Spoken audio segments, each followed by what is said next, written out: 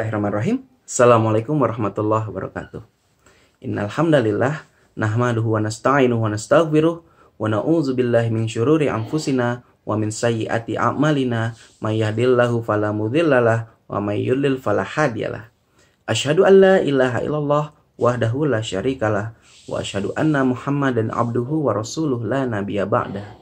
Allahumma shalli ala sayyidina Muhammad wa ala ali Muhammad. Puji syukur kita panjatkan kehadirat Allah Subhanahu wa taala atas segala nikmat yang saat ini dapat kita rasakan dan nikmati di antara segala kesempitan, di antara segala keterbatasan, dan di antara segala permasalahan yang kita alami sama-sama dalam kehidupan sehari-hari.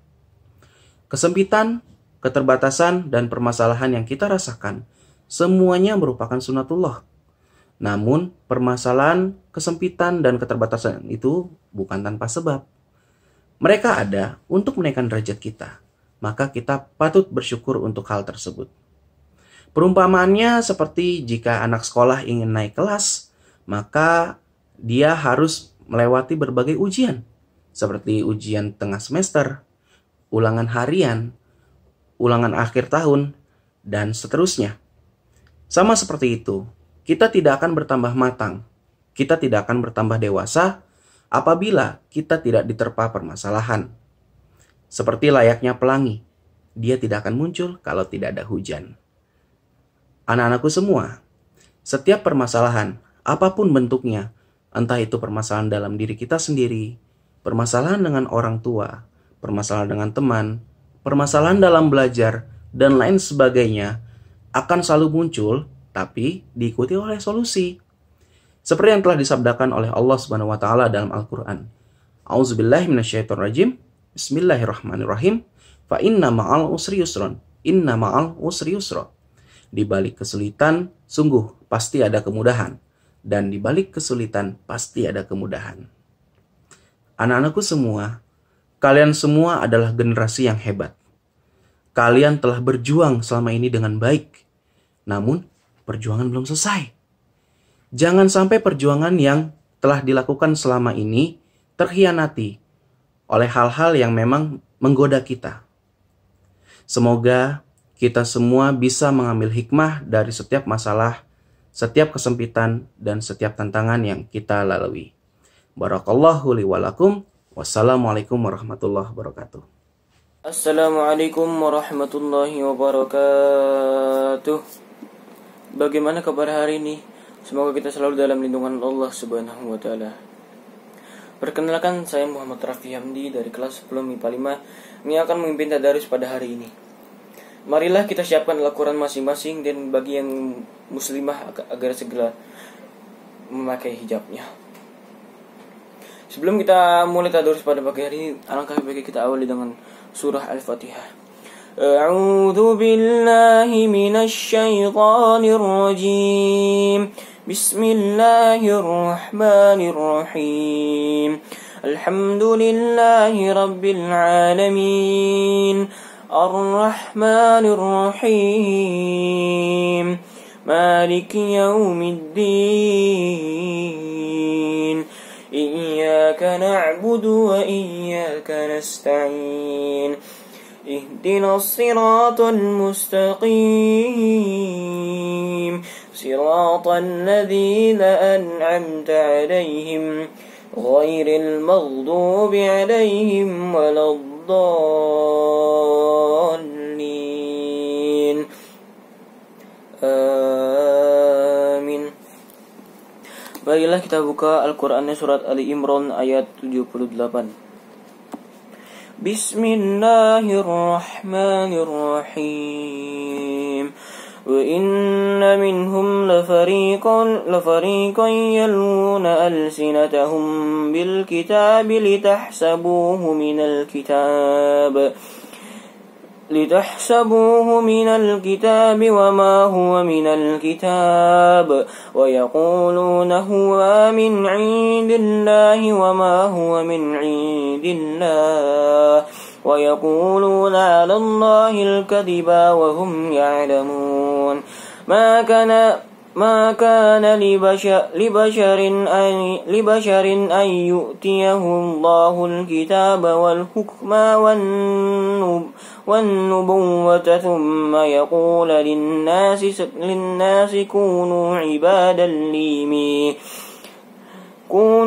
كونوا عبادا لي من دون الله ولكن كونوا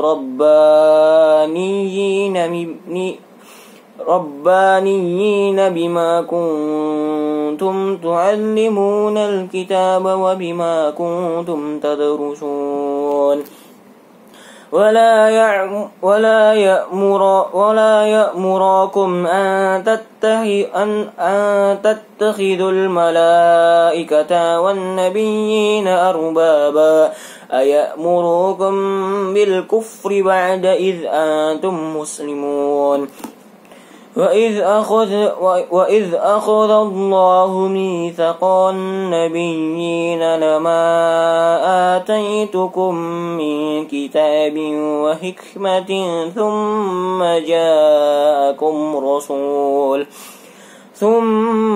جاءكم رسول مصدق لما معكم لتؤمنن به ولتنصرنه قال أأقررتم وأخذتم على ذلكم إسري قالوا أقررنا قال فاشهدوا وأنا معكم من الشاهدين فمن تولى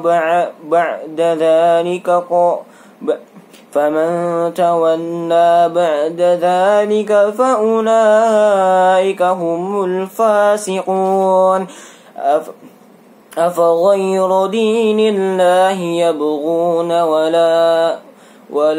يبغون وله أسلم من في السماوات والأرض طوعا وكرها وإليه يرجعون قل آمنا بالله وما أنزل علينا وما أنزل على إبراهيم وإسماعيل وإسحاق ويعقوب والأسباط وما أوتي موسى وعيسى والنبيون من ربهم لا نفرق بين أحد منهم ونحن له مسلمون ومن يبتغي غير الإسلام دينا فلن يقبل منه وهو في الآخرة من الخاسرين كيف يهدي الله قوما كفروا بعد إيمانهم وشهدوا أن رسول حق وجاءهم البينات والله لا يهدي القوم الظالمين أولئك جزاؤهم أن عليهم لعنة الله والملائكة والناس أجمعين خالدين فيها لا يخفف عنهم العذاب ولا هم ينظرون إلا الذين تابوا من بعد ذلك وأصلحوا فإن الله غفور رحيم إن الذين كفروا بعد إيمانهم ثم ازدادوا كفرا لم تقبل توبتهم وأولئك هم الضالون إن الذين كفروا وماتوا وهم كفار فلن يقبل من أحدهم ملء الأرض ذهبا ولو افتدى به أولئك لهم عذاب أليم وما لهم من ناصرين. Dan sungguh di antara mereka niscaya ada segolongan yang memutarbalikkan lidahnya, membaca kitab agar kamu menyangka yang mereka baca itu sebagian dari kitab, padahal itu bukan dari kitab. Mereka berkata itu dari Allah, padahal itu bukan dari Allah. Mereka mengatakan hal yang dosa terhadap Allah, padahal mereka mengetahui. Tidak mungkin bagi seorang yang telah diberi kitab oleh Allah serta hikmah dan kenabian, kemudian dia berkata kepada manusia, jadilah kamu penyembahku, bukan penyembah Allah.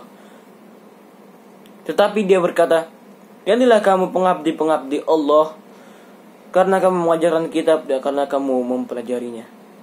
Dan tidak mungkin pula baginya menyuruh kamu menjadikan para malaikat dan para nabi sebagai Tuhan. Apakah patut dia menyuruh kamu menjadi kafir setelah kamu menjadi muslim? Dan ingatlah, ketika Allah mengambil perjanjian dan para nabi, manakala aku memberikan kitab dan hikmah kepadamu, lalu datang kepada kamu seorang rasul yang membenarkan apa yang ada kepada kamu, niscaya kamu akan sungguh-sungguh beriman kepadanya dan menolongnya. Allah berfirman, apakah kamu setuju menerima perjanjian denganku atas demikian itu? Mereka menjawab, kami setuju. Allah berfirman, kalau begitu bersaksilah kamu para nabi dan aku menjadi saksi bersama kamu. Maka barang siapa berpaling setelah itu, maka merekalah itulah orang-orang yang fasik. Maka mengapa mereka mencari agama yang lain selain agama Allah, padahal apa yang di langit dan di bumi berserah diri kepadanya, baik dengan suka maupun terpaksa, dan hanya kepadanya mereka dikembalikan. Katakanlah Muhammad, kami beriman kepada Allah dan kepada apa yang diturunkan kepada kami, yang diturunkan kepada Ibrahim, Ismail, Ishak, Yakub dan anak cucu-cucunya, dan apa yang diberikan kepada Musa, Isa dan para nabi dan Tuhan mereka. Kami tidak membeda-bedakan seorang pun di antara mereka, dan hanya kepadanya kami berserah diri. Dan barang siapa mencari agama selain Islam, dia tidak akan diterima, dan di akhirat dia termasuk orang-orang yang rugi.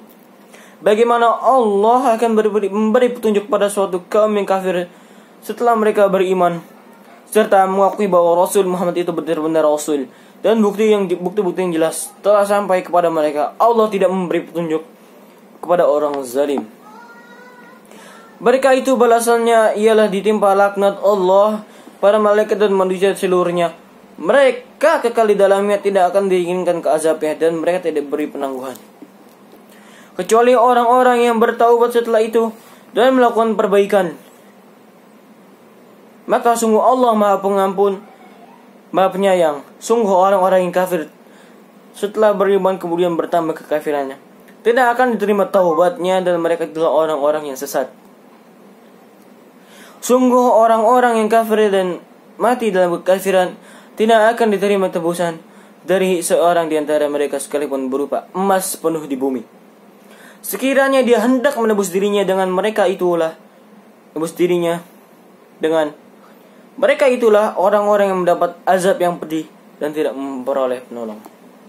Sadaqallahul azim.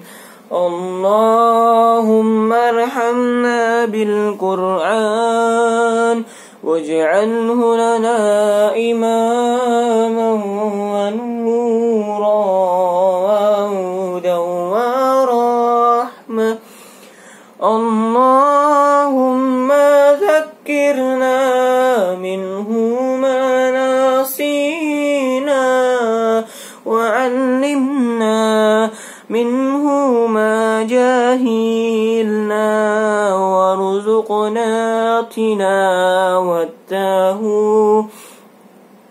ana al-layli wa atrafan nahar waj'alhu lana hujjatan ya rabbal alamin. العالمين. الحمد لله رب العالمين. Alhamdulillah belamin. Kita telah bertadarus dari surat Ali Imran dari ayat 78 hingga ayat 91. Sebelum bagi yang telah membaca dan menerangkannya, semoga mendapatkan pahala yang berlimpah dari Allah Subhanahu wa taala. Sebelum kita mengakhiri tadarus pada pagi hari ini, alangkah lagi kita berdoa diawali dengan ayat kursi. Astaghfirullahaladzim, astaghfirullahaladzim, astaghfirullahaladzim. Allahu la ilaha illa huwal hayyul qayyum. La ta'khudhuhu sinatun wa la nawm. Lahu ma fis samawati wa ma fil ardh. من ذا الذي يشفع عنده إلا بإذنه يعلم ما بين أيديهم وما خلفهم ولا يحيطون بشيء من علمه إلا بما شاء وسع كرسيه السماوات والأرض ولا يعوده حفظهما وهو العلي العظيم. أعوذ بالله من الشيطان الرجيم. بسم الله الرحمن الرحيم. الحمد لله رب العالمين حمدا شاكرين حمدا ناعمين حمدا يوافي نعمه ويكافئ مزيدا. يا ربنا ولك الحمد كما ينبغي لجلالك ولعظيم سلطانك. اللهم صل على سيدنا محمد وعلى آل سيدنا محمد. رضينا بالله ربا وبالإسلام دينا وبمحمد نبيا ورسولا. اللهم اغفر لنا ذنوبنا ولوالدينا وارحمهما كما ربياني صغيرا. ولجميع المسلمين والمسلمات والمؤمنين والمؤمنات الأحياء